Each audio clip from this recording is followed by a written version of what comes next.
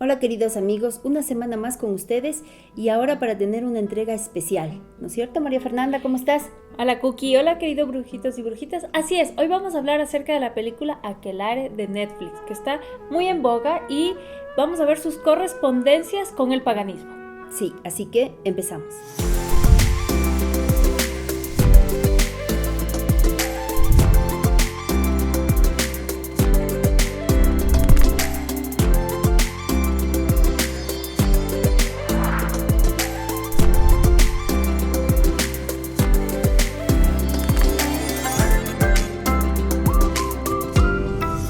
Y bueno, como les comentamos, pues vamos a hablar sobre esta película que ha tenido, yo creo que ha batido récords de Sí, sintonía, así es. Aquelarre de Netflix. Realmente me llamó a mí la atención y supongo que aquí también, Fer, porque muchísima gente estaba hablando sobre esto. Obviamente, gente que le gustó mucho, que la defendía, y gente que pues decía que no, realmente, ¿no? Se Entonces, movieron muchos las aguas se por ahí. movieron mucho las aguas con esto. Y la verdad es que a mí me llamó porque pensé que era una película de historias de brujas. Pero no, fue algo diferente, lo cual también me gustó mucho porque me parece que es enfocar cómo empezó, cómo se quiso sustentar la Inquisición, obviamente en este punto geográfico, ¿no? Porque bueno, la Inquisición estuvo en muchísimos sitios en Europa, pero básicamente se habla de la parte vasca de España, Exacto. ¿no? Nos vamos a centrar en Ujú. dónde se desarrolló la película, que fue en el País Vasco.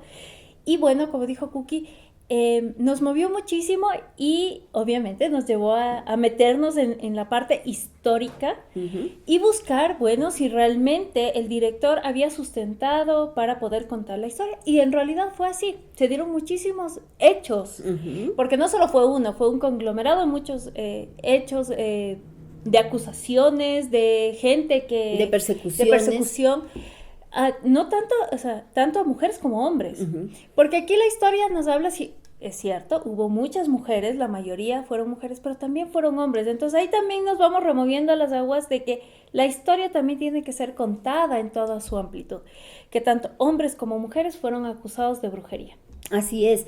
Y bueno, también creo yo que la película está enfocando mucho en cómo se quería encontrar, buscar, crear situaciones complicadas, paranormales, satánicas y todo lo malo era pues dedicado a todo esto, ¿no? Y como tú lo dijiste, Cookie, para sustentar, Uh-huh. para darle fuerza. Y esto se remonta un poquito más atrás. Si bien es cierto, la parte de la Inquisición fue algo muy fuerte, y de hecho, como sabemos, vamos a hacer aquí nuestros paréntesis que sabemos decir, la Inquisición no ha terminado, solo Entonces, cambió de forma, uh-huh. digámoslo así. Pero esto viene un poco más atrás porque obviamente las monarquías absolutistas necesitaban controlar a la población. Uh-huh. Y en realidad dentro de las crónicas que hemos encontrado, sí hay esos movimientos, esas aguas que se mueven para que el pueblo sea controlado a través del miedo. Porque obviamente si nos remontamos a la época de 1609, 1610 que se ambienta la película, la gente, no todos eran letrados, no todos tenían acceso a la educación y la mayoría de gente vivía en el campo y se dedicaba a sus tareas comunes y corrientes. Uh-huh. Obviamente quienes tenían acceso y poder, estamos hablando del poder clérigo y obviamente el poder monárquico. Aparte de eso, estamos viendo también una pelea, una pugna de la nueva religión con la antigua religión. Obviamente sabemos que en la parte europea era muy fuerte el paganismo, por obvias razones, y al llegar la nueva religión se topó con cosas que eran inexplicables para ellos, que obviamente, volvemos a lo mismo, ignoraban. Entonces, obviamente los convertía en personas ignorantes por más letradas que sean, y obviamente la ignorancia te lleva al miedo. Y el miedo fue uno de los causantes para empezar esta búsqueda. Yo creo que sí, el miedo también, por supuesto, yo creo, pero también como tú dijiste al principio, el dominar, porque se vieron amenazados también, ¿no? Porque está la vieja religión, el paganismo, y aquí aclarar que pagano quiere decir el ser natural, ¿no? Quien está con la naturaleza, quien va con los ciclos, y que obviamente estaba fuera de lo que estaba recién ingresando, ¿no? La nueva ideología, la nueva religión, Entonces, también era acabar con quienes en ese momento pues tenían un dominio tal vez, Puede porque ser. recuerda que en esta parte donde se crea o donde se recrea la historia, que es el País Vasco, 1609, ¿verdad? Exacto. En ese espacio había muchísimas mujeres que por espacios de tiempo cuidaban del pueblo o regentaban sus hogares. ¿Por qué? Porque los hombres estaban pescando, eran pueblos de pescadores realmente. Entonces había épocas del año en donde prácticamente en los pueblos o habían niños o mujeres, ¿no? De todas las edades. Entonces eso también me parece que les llamó mucho la atención y les parecía como que extraño y en una de las tomas, de las escenas, justamente pasa eso, preguntan por qué solo hay mujeres, ¿no? Exacto. Y es porque, claro, era la costumbre que tenían que los hombres ir a la mar para pescar. Entonces, toda esta situación pues se va conjugando, ¿no?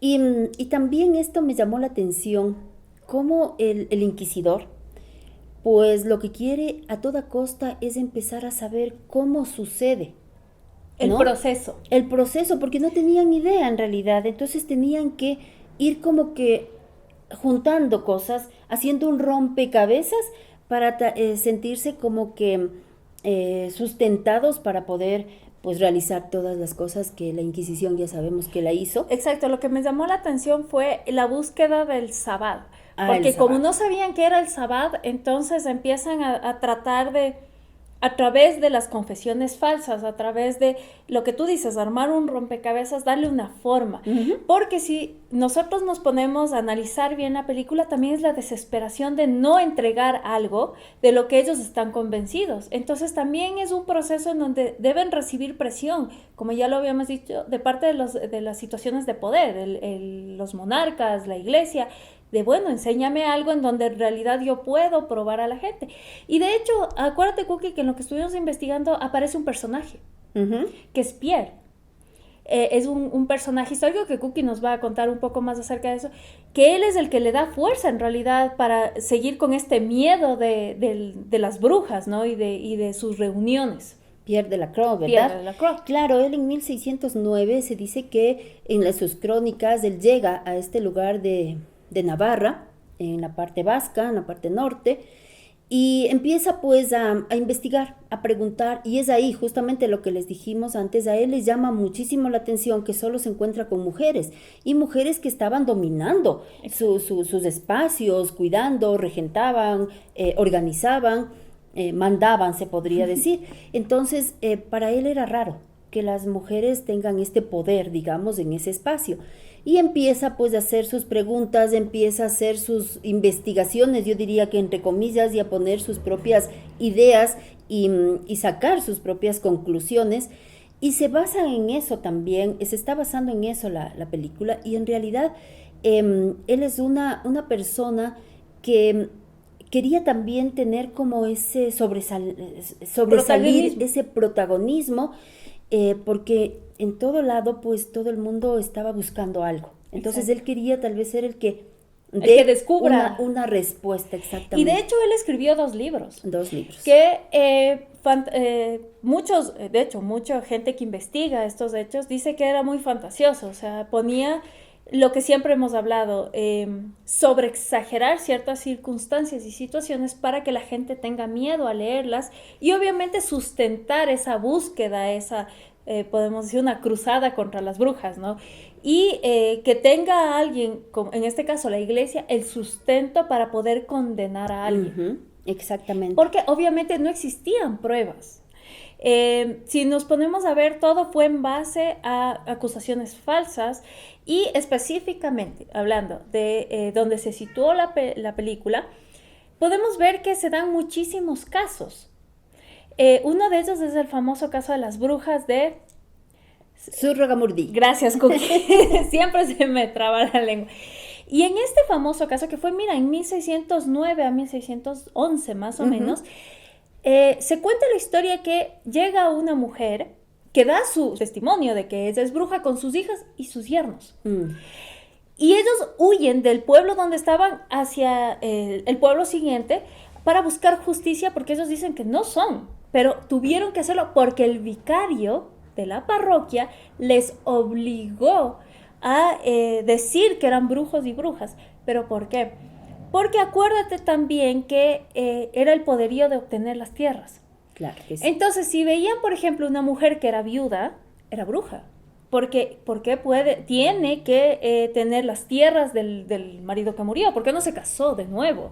¿Por qué no le entregó a otro hombre o a la iglesia sus bienes? Entonces, al existir como esa rebeldía de que obviamente, volvemos a lo mismo, el poderío que tenían las mujeres, ya sea porque los hombres salían a pescar o porque en la antigüedad, en el paganismo arraigado a la gente, era muy normal que las mujeres puedan heredar, que las mujeres puedan manejar las tierras, que las mujeres puedan tener control sobre los bienes. Sobre todo en la cultura celta, ¿no? Exacto. Es verdad. ¿Y qué es lo que pasa? La iglesia se choca con esto. Entonces, claro, todavía sigue arraigado en la gente. Estamos hablando de 1600, entonces todavía hay dentro de las personas esa cultura normal. Entonces, se ven en las crónicas, y está en las crónicas, que muchos arzobispos, vicarios de las parroquias y de las zonas manipulaban a los niños y a los jóvenes para crear estas historias y acusar a tal o cual mujer o hombre también. ¿Por qué? Se han encontrado registros de que también eran los médicos. Es verdad. Y sus esposas. Es verdad, porque de lo que leíamos y estábamos, fue apasionante esto de investigar, había la creencia o digamos la obligación de que los únicos que podían detectar, digamos, o diagnosticar enfermedades eran los curas. Así es. Entonces, el hombre que sabía, porque obviamente siempre nos hemos enfocado en que la mujer sabia, la partera, pero también habían hombres que por familia eran médicos, lo que ahora llamamos un médico, Claro, en realidad. curanderos. Un curandero. ¿Por qué? Porque venía del linaje. Probablemente en esa familia no había mujeres y su madre le enseñó, su abuela le enseñó, entonces él era el curandero del pueblo, que con su esposa iban a atender los partos, curaban las enfermedades con plantas. Entonces, ¿qué es lo que sucedía? Para la iglesia eso era malo porque tenían el poder de la comunidad. La comunidad eran personas honorables porque le creían, porque salvaba sus vidas. Entonces tenían que acusarles. Claro. La forma de acusar, ¿cuál era? El vicario, el cura, el que regentaba, el párroco, les reunía a los niños y a los jóvenes y les decía que ellos no se acordaban porque les habían embrujado. ¿Y cómo sabía el párroco? Porque el párroco les veía lo que salían volando de las casas en la noche para ir a la aquelarre, que ya vamos a hablar de la aquelarre, y ahí hacían la ceremonia. ¿Pero cómo sabía el párroco? Pero nadie podía cuestionar al párroco, al vicario, nadie podía cuestionarle, y que tenía que acusar a tal persona que era brujo o bruja, y obviamente les llevaban para la parte de la examinación, que es así. Y así fue como durante hasta 1612 más o menos, que empieza como a decaer esta parte de la Inquisición, mucha gente murió. De hecho, en este famoso juicio de las brujas de Surragamurdi. Gracias. Murieron alrededor de 80 mujeres. Sí.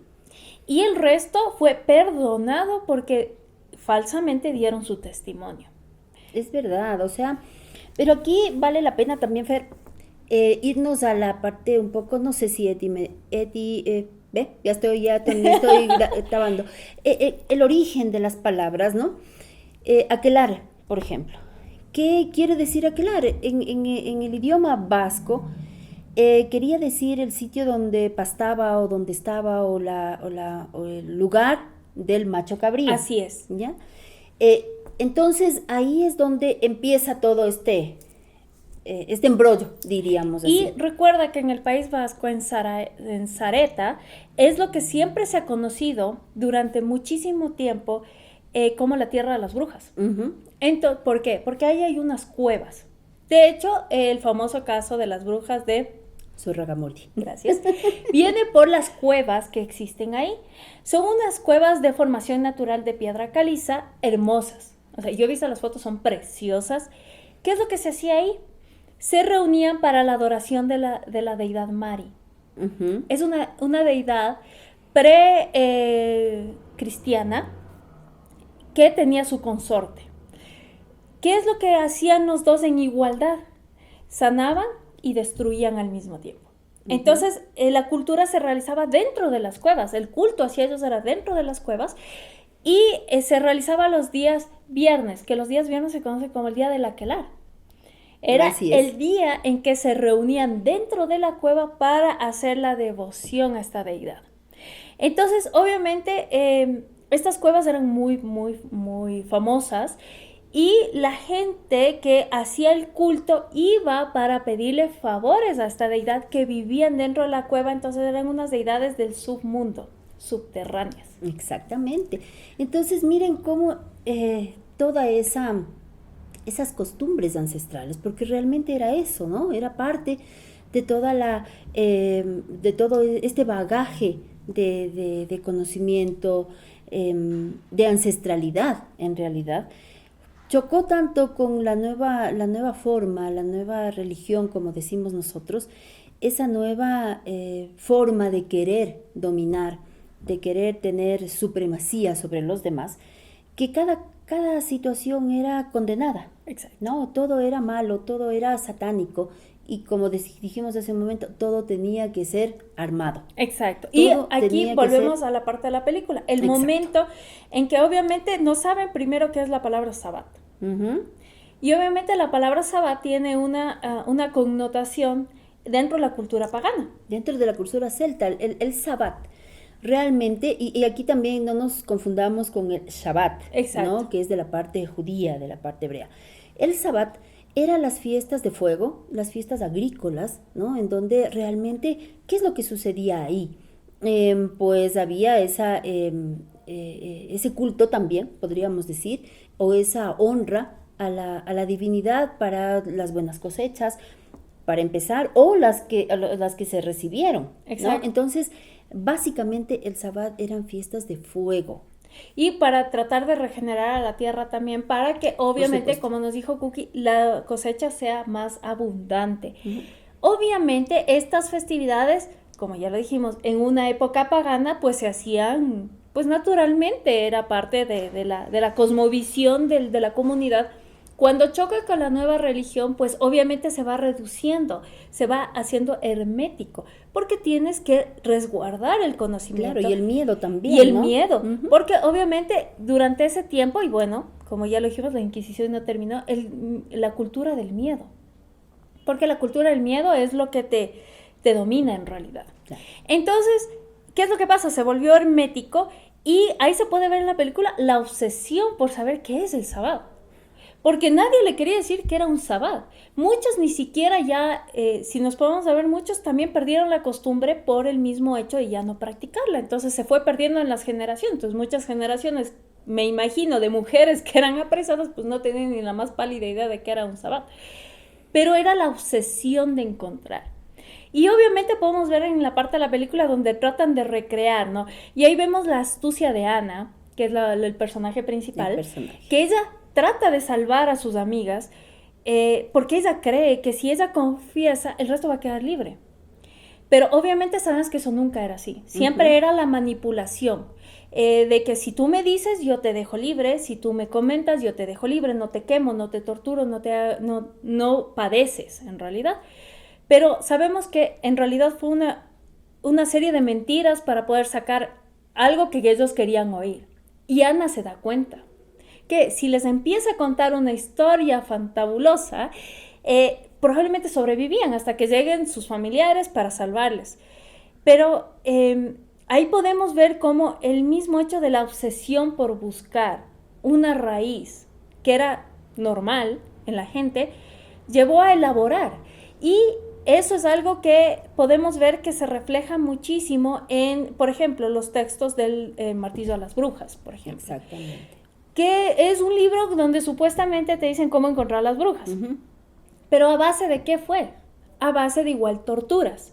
Entonces la gente confesaba que sí, yo soy bruja porque tengo, no sé, me invento, un lunar azul en la espalda. Entonces anotaban que era el lunar azul porque el lunar azul correspondía al demonio. Entonces fueron creando una serie de, digamos, un listado de cómo encontrarlas. De hecho, estaba dentro de nuestra investigación que hicimos, pude encontrar que, por ejemplo, los vicarios en las zonas del País Vasco te decían que si una persona da 3 vueltas a una iglesia, es bruja.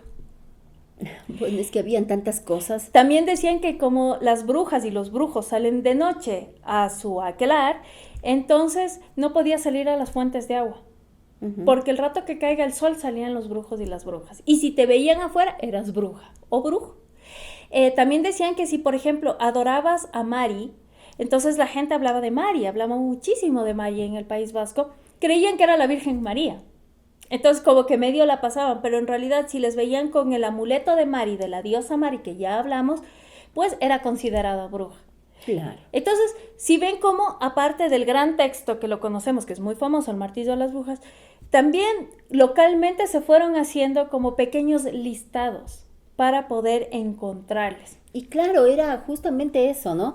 Y es lo que vemos en la película. El inquisidor tiene su escribano, ¿no? Y él también va tomando lo que avanza a tomar, y en una de las crónicas de Lacroix dice que tenía que tener un traductor. Exacto. Porque no entendía el idioma vasco. Y de hecho muchas veces tradujo mal ciertas cosas y le dio el contexto que él quería darle. Exactamente, entonces ahí vemos cómo todo se distorsionaba, todo era de acuerdo a las conveniencias, y también pues el escribano no quería quedar mal con su autoridad y ponía lo que sea, ¿no? Entonces, bueno, era el lunar, era la parte que no sentían dolor, los ojos de un color o el pelo de un color. Bueno, tenían como tú dices, un listado interminable de situaciones complicadas, ¿no? De situaciones que querían buscar, o sea, querían encontrar, mejor dicho. O sea, algo tenía que haber, y si ya le ponían, como quien dice, la vista a alguien, pues de alguna manera tenía que ser bruja o brujo. Y bueno, y también podemos ver algo muy interesante, que los dialectos también eran considerados lenguas del diablo. Exactamente. Porque hay una parte en la película, ¿no?, que le prohíben al cura, al curita que está ahí, que se comunique en el idioma. Entonces ahí también se ve como esa forma de supremacía, ¿no?, de querer imponer, de que solo se puede hablar castellano, solo se puede hablar la lengua permitida. Entonces ahí tú puedes ver cómo también se van malinterpretando, ¿no? Porque ellas al hablar también, si tú no entiendes, como tú dijiste, Pierre no entendía. No entendía, entonces para él era brujería lo que estaban haciendo, y probablemente estaban comunicando algo muy sencillo y común. Otra parte que también me gustó, Cookie, fue el momento del acercamiento cuando recreaban, ¿no? Estaban haciendo toda la falsa. El sabbat. La parte falsa, ¿no? Todo el teatro. Y le están bañando, ¿no? En donde ella les contaba que se le acercó una vieja bruja y le bañaba, ¿no? Para prepararle, ¿no? Para el maligno, ¿no? Y me gustó muchísimo en cómo la mujer anciana le transmite el conocimiento de la sabiduría. Entonces ella le dice, mira, el miedo es lo que te va a dar el poder. Entonces ahí también podemos ver como de cierta forma esa rebeldía de los pueblos contra esa supremacía aplastante, ¿no? De no, a la final no perder sus costumbres. Exactamente, y mira otra cosa, cuando estabas hablando del párroco, él cuando le prohíben, pues obviamente tiene que obedecer. Y también era el miedo, ¿no? El miedo que venía a una autoridad tan alta. Recuerda que también nos buscamos y encontramos, mejor dicho, que también fueron ejecutados párrocos. Así es, porque decían que también podían caer en la tentación y que no se salvaban, y es cierto, ejecutaron como 80 o 90 párrocos simplemente por acusaciones falsas de las mismas autoridades inquisitoras. Exactamente, posiblemente debe haber sido porque no les convenía también, de pronto ese párroco tenía mucha relación con su parroquia, la gente le quería, le apreciaba. Entonces ahí vemos cómo era tan fácil, ¿no? En esos momentos simplemente hacer a un lado a las personas que de una u otra manera les estorbaba. Exacto. Y bueno, en este caso, como decimos, lo más fácil pues era traer cosas demoníacas. Y aquí vemos también otra cosa que a mí me llamó la atención y me gustó mucho, era que estas chicas que estaban acusadas de brujas tenían tanta libertad ¿no? Como decimos, pues eran las dueñas de sus espacios y ellas lo que hacían era pues salir al bosque, al acantilado y encontraron y se dieron cuenta que podían soñar, podían entrar en otro estado de conciencia con los hongos. Exacto. Y eso es lo que también sucedía, ¿no? Que al conocimiento de este tipo de plantas, diríamos, pues tenían otra apertura de conciencia y podían, no sé, entender otro tipo de cosas. Y eso es lo que también les llevó pues a esta situación. Y que cuando al inquisidor le dan de comer, le dan él entra en el mismo estado. Entra en el mismo estado de esta conciencia alterada y forma parte de todo el teatro que estaban poniendo las chicas. Y es ahí donde uno se da cuenta que el que tiene el conocimiento, yo creo que ahí es donde tiene el poder, ¿no? Porque a este hombre que era la autoridad máxima, que era quien venía a decidir entre la vida y la muerte del pueblo, pues fue fácil también hasta cierto punto doblegarle y Exacto. hacerle parte en ese momento, ¿no? ¿Por qué? Porque ellos tenían el conocimiento de las plantas, lo que no sucedía con el inquisidor. Exacto, el hecho en que ellos sabían cómo funcionaba, ¿no? Porque se ve, de hecho, en las escenas que ellas sacan los hongos negros. Y mira, los hongos negros, hay una fórmula con los hongos negros que de hecho es el bálsamo de las brujas, en realidad. Claro que sí. Que obviamente se le puso ese nombre por tradición, digamos, pero eso se utilizaba en realidad para abrir la conciencia de las personas que estaban especialmente en el camino iniciático, o sea, se dedicaban y se consagraban totalmente a la deidad, porque recuerden que teníamos solamente dos formas, ¿no? La comunidad que hacía como la magia casera, ¿no? O sea, hacíamos magia común, y tenían la parte de la casta sacerdotal que se dedicaba enteramente al trabajo del templo. Entonces esas mujeres y hombres no se casaban, no tenían hijos y se dedicaban enteramente su vida a la deidad. Entonces parte de experimentar con las plantas, saber su función, era eso. Los hongos, ciertos, por ejemplo, las mezclas de las plantas, de las hierbas en infusiones, cómo funcionaban. Entonces eso también les daba conocimiento para salvar al pueblo, para curar enfermedades. Entonces era realmente un estudio de la botánica amplio, no como tenemos ahora con instrumentos o algo así, pero teníamos conocimiento. De hecho, se dice que muchos de los ungüentos que usaban las pitonisas era a base de hongos. Claro que y por sí. eso las pitonisas tenían conexión con los dioses. Exacto. Todo el tiempo. Y es más, y esto de que las brujas volaban, pues se dice que era eso, ¿no? Era esa, el lograr a través de estas sustancias, de estos ungüentos o de estas infusiones, aperturar la conciencia y atravesar estados, atravesar dimensiones. Y ahí es donde nació también esto de la brujería del cerco, recuerda. Exacto. Que es eso, ¿no? Saltar. Pasar el mundo físico al mundo espiritual. Eso espiritual, era en realidad. Etérico. Obviamente que cuando decían el vuelo de las brujas, pues se imaginaban una bruja volando.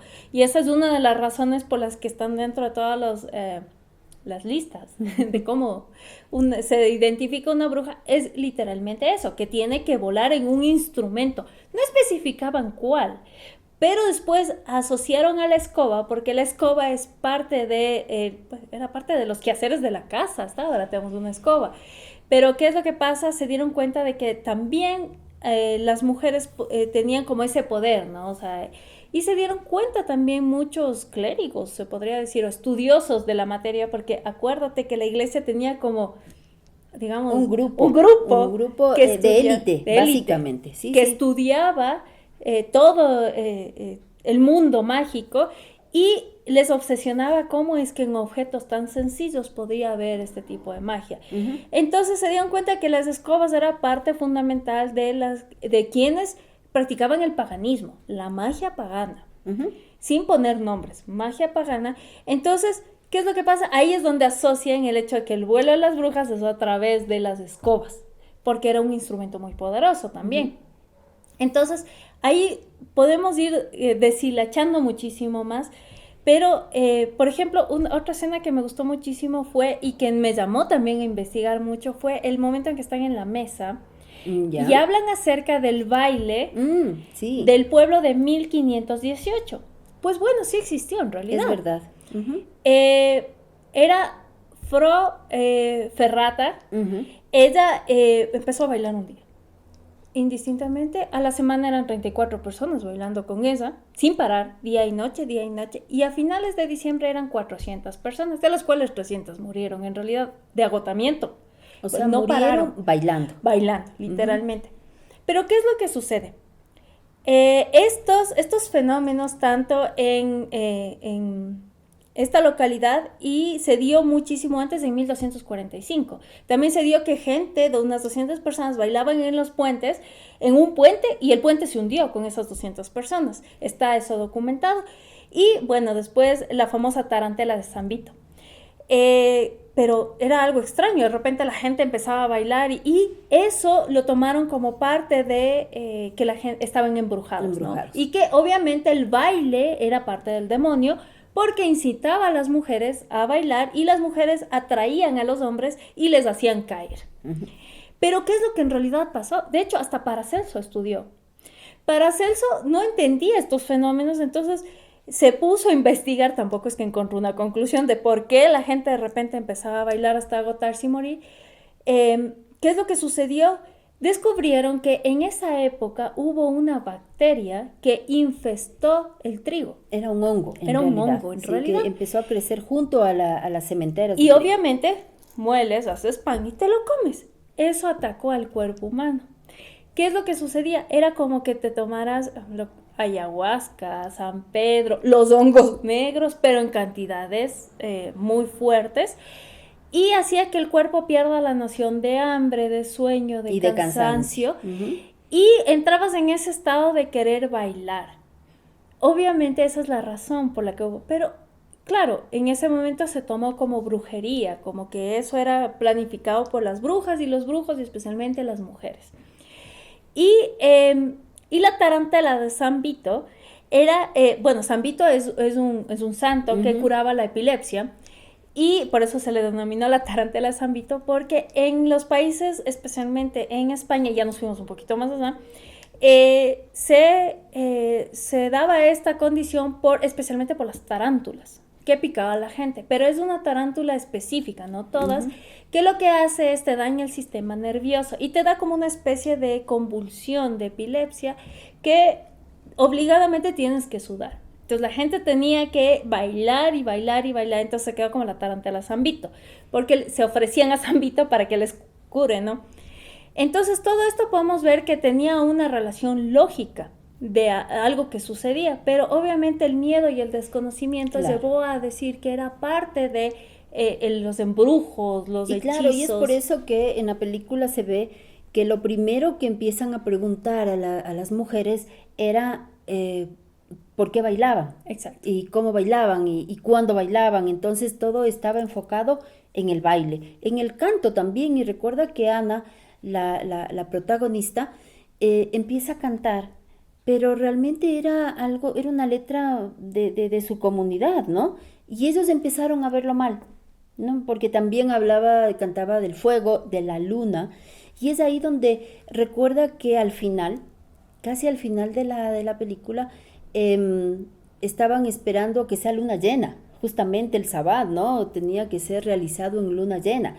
Pero ahí también es ese desconocimiento, porque recuerda que las festividades de luna llena uh-huh. en los pueblos originarios o primigenios se llama Esbat, ¿sí? Entonces esas son las celebraciones de luna llena y son 13 celebraciones en el año. En cambio ellos, pues como solamente supongo les llegó el nombre de Sabbat, entonces era satanizado en todos sus aspectos, ¿no? Y claro, ahí es donde también un poco las mujeres que estaban acompañando, ¿no? Que eran mujeres sabias, también podríamos decir brujas, pues le empiezan a decir a las chicas que ya la marea subía, que la Exacto. marea subía, y entonces porque estaba la luna llena, y recuerden que la luna pues es la que regenta las mareas y regenta muchísimas cosas en la parte terrenal. Y es ahí donde les da como que esa clave para que ellas Exacto. puedan salvarse, ¿no? Porque sabían que estaban condenadas. De una Sí, u otra forma definitivamente. sabían que si les daban el teatro, igual iban a ser quemadas al siguiente día. Si no les daban, igual iban a ser quemadas. Entonces ellas sabían que su única opción era tratar de que llegaran sus familiares. Al no verse acorraladas, pues las tres sabias, como tú dices. Y ahí se ve una escena muy bonita, porque son las tres sabias. Entonces, si Sí. tú puedes ver, siempre es como la Trinidad que está ahí, es como un mensaje de la diosa en cualquier aspecto, o de la energía, no le pongamos la diosa, pongamos la energía, les da la solución. La marea está alta. Bueno, es un salto de fe también. Es Porque un salto de fe. Pero, así que bueno, ¿qué te parece, Fer? Realmente a mí me encantó. Me encantó ver, como yo te digo, yo fui con una idea, ¿no? La historia, las típicas historias de brujas y que también me gustan, por supuesto. Pero nos llevó a otra cosa, ¿no? Y nos llevó a investigar porque algo teníamos que sacar los orígenes de todo eso. ¿Qué quiere decir aquelar? ¿Qué quiere decir sabbat? Y toda esta, juntar y darnos cuenta cómo, pues, todas estas injusticias, pero que de todas maneras también nos ha traído esa fortaleza a los seres humanos para poder pasar los obstáculos, ¿no? Y seguir adelante. Así que, ¿qué te parece si es que la próxima, pues también les damos una, ¿qué diríamos? Una pequeña información o un conversatorio de alguna otra serie. Si es que ustedes tienen alguna que les gustaría que podamos conversarlo, que podamos analizarlo, pues encantados. Mándenos un mensajito. saben que a nuestro correo de brujas. Por favor. Envíenos siempre a nuestras redes sociales si es que quieren que conversemos acerca históricamente y con hechos. Podemos ver similitudes entre el sendero pagano y lo que sucede dentro, lo que nos presentan tanto en series como en películas, para poder ir también desvelando y dando los hechos como son. Así es. Así que, queridos amigos, un abrazo enorme. La verdad hemos disfrutado muchísimo. Sí, totalmente. Espero que ustedes también. Y saludamos muchísimo a Calopsia. Y a la Ogia. Así que nos vemos en una próxima entrega. Una próxima entrega. Bendiciones.